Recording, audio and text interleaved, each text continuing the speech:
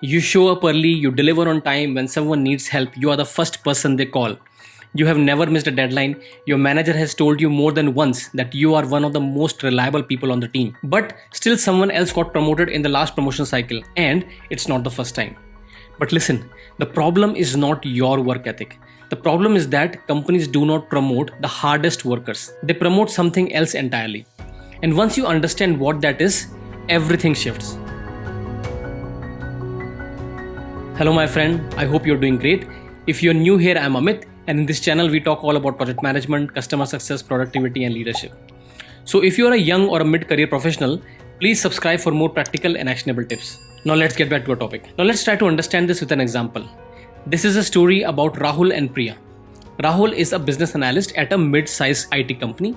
He's working there from the last 5 years. He's a person everyone leans on. When a deadline is tight, he stays late and makes sure the task gets done. When there is an ambiguity in a requirement, he figures it out. His output is consistently good and his manager trusts him completely. Now Priya joined the same team 2 years after Rahul. She does not stay as late. She asks more questions than she answers. In meetings, she pushes back on timelines if she thinks those are unrealistic. She has done fewer projects than Rahul, but the ones she has done, she owns completely, start to finish. Now people think that she's bossy, but they also know that she's very particular about her and her team's tasks. Now 6 months ago, Priya got promoted to project lead, and Rahul's name was not even shortlisted. Now if you have been in the workforce for a few years, you know this story. And I personally know a lot of people who are like that. Maybe you are Rahul. In the beginning, I used to feel that this is unfair, but then I realized that even I do not want Rahul to lead a team. So here is what is actually going on. Hard work is not a differentiator. Everyone in your company works hard. That is the baseline. That is what keeps your job. But a promotion is a prediction. Your manager is essentially telling their manager, I believe this person is already operating at the next level. And that prediction is based on something very different from how many tasks you completed. Hard work is the price of entry. Hard work keeps you in the room. It does not move you up. You see, Rahul is always busy, always in execution mode, but nobody above his direct manager really knows his name. And that is the problem. Your manager cannot promote what they cannot explain to their manager. Now read this again. Your manager cannot promote what they cannot explain to their manager. When your manager goes into a room to advocate for your promotion, they need to be able to say this, that this person has already been thinking and acting at the next level. I have seen his work and I trust him. Now here is the evidence of it. But if the only evidence is they work really hard and never miss deadlines, that's not enough, isn't it? That describes half the team. Now, Priya makes her thinking visible. She does not just deliver results, she explains the decisions behind the results. She asks questions in cross-functional meetings that makes people think. She writes short updates that show she's thinking about the project beyond her own lane. She's not working harder, she's working in a way that is visible to the right people. So, what do you learn from this? In your next team meeting, ask one question that shows you are thinking about the bigger picture and not just about your own tasks. Something like, how does this decision affect the next quarterly delivery timeline for the other team? Now this one strategy thinking is just an example. It could be anything, but it should show that you are thinking about the bigger picture. Now Rahul completes tasks, Priya owns problems. Rahul says, I finished the requirement document. It's in the shared folder. However, Priya says, I finished the requirement document, however, in which I noticed that there are 3 open questions that could block the dev team in the second sprint. So I have already flagged them to the tech lead and we are going to meet tomorrow to close them. Now you see, it's the same task, but very different ownership. A promotion signals that your company trusts you to drive outcomes and not just execute instructions.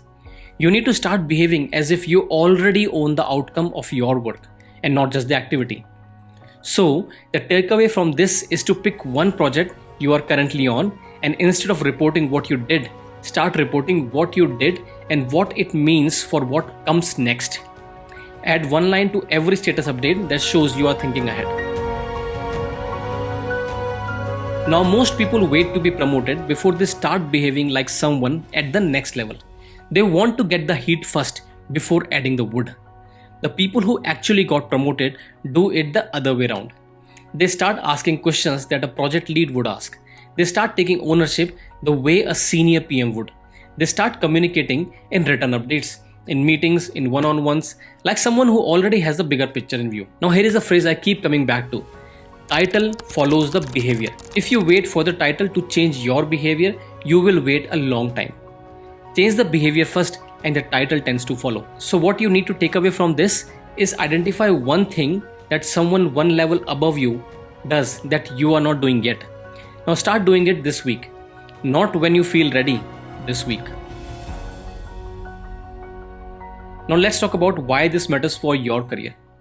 Now most of your colleagues are still in Rahul's mindset. They are working hard, staying busy, making themselves useful, and wondering why the promotion keeps going elsewhere. When you shift from activity to outcome, from invisible effort to visible thinking, you become a different kind of person in your organization. You become the person your manager can point to and say that he or she is already operating at the next level. That is a sentence you need your manager to be able to say. Everything you do should be building towards that one sentence. So what is your action plan on this? You have 3 action plans. Action item 1 is in your next meeting, ask one question that shows you are thinking beyond your own task. Prepare it in advance and just one question and do this in your very next meeting. Action item number 2, pick one current project and rewrite your next status update. And add one line that explains not just what you did, but what it means for what comes next. Now do this before your next update. Action item number 3, identify one behavior that someone at the next level above you consistently demonstrates. Write it down, then start doing it this week before you have the title. Now 3 things to remember from today is, first, hard work is the price of entry. It keeps you employed, but it does not by itself get you promoted. Second, your manager cannot promote what they cannot explain to their manager. So make sure you make your thinking visible. Give your manager the words to go to bat for you. And third, the title follows the behavior. Start acting like the person you want to become before you have the title. Now, if this video gave you something useful, hit the like button. It helps more people find the content. Now drop a comment below and tell me, are you more like Rahul or Priya? And what is the one thing you are going to change this week? I genuinely read every single comment and I will reply. And if you are not subscribed to this channel, please subscribe, because in this channel every week we talk about project management, career growth, and everything in between. So until next time, take care and I'll see you in the next video. Bye bye.